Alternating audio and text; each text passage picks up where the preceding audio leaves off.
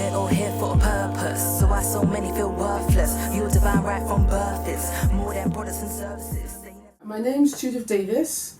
I don't want to give away my age, but I am very fortunate to be a community resident.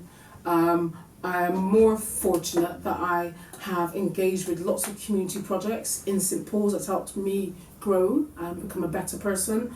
I'm currently part of Community Rights and I feel very honoured, and I know that this is going to help all the voices be heard. We've got three agencies locally joined together, and I think it's the first thing. This is just the beginning. Before we ever know, we can have a consortium and a fundraiser. I'm a trustee of Full Circle. I'm on St Paul's Adventure Playground. I'm on the Learning Challenges group. I've asked to be a governor for the nursery down the road. There's so much going on, and it's overwhelming, I think, for a lot of people, communities, families, children. Everything's changing. It feels like our voice is not being heard. The system still has this block of not listening, but they will tell you to your face that they're listening, but for some odd reason, doesn't seem to make any difference. We keep being consulted, keep being asked, being reviewed, and I don't understand why things are still the same. And actually, in fact, have got worse. It's down to us now. We can't keep holding up the council, neighbourhood partnership, organisations. We've got to be accountable for some of the things that are happening. I love St Paul's. There's so much wonderfulness here. You wouldn't get me living anywhere else unless you bought me a house with a front garden and a back garden, but I can cope because I'm living in a community that accepts me, understands me, is enriching in so many. I don't know if I would live anywhere else at the moment. Too many to begin with. My favourite topic, everybody must know this, is young people and children. And I think some of what's been offered around here is, I'm going to be honest, is an embarrassment and is not acceptable by any means. And now the community have to just raise up, and we need to raise our own young people. All communities need now is a legacy. We've had lots of stuff come in. What's been left?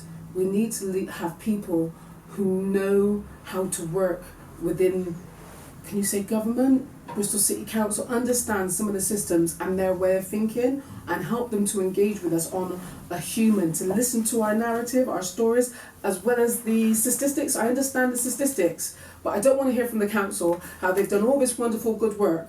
But do you actually believe? I'm not going to believe it, because I still see rubbish. I'm at university now. I've learned so much.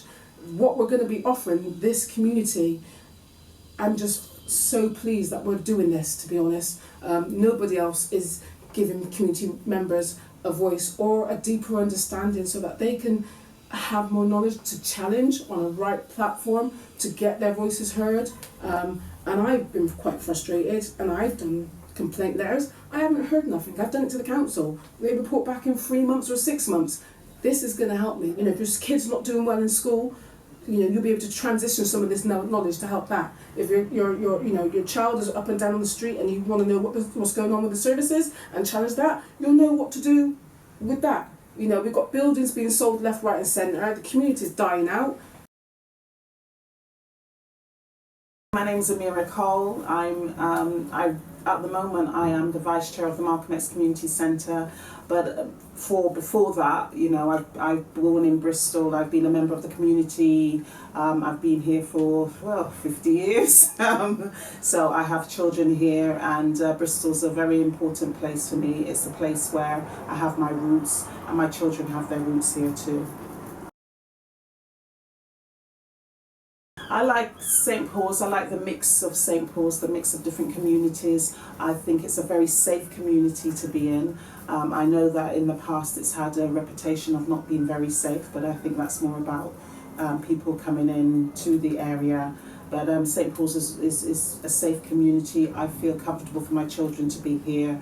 I love the sense of community. I love the sense of my children not being able to go out and do anything they want or any wrongdoings because they fear that, you know, somebody will see them and know me and come back and tell me. So.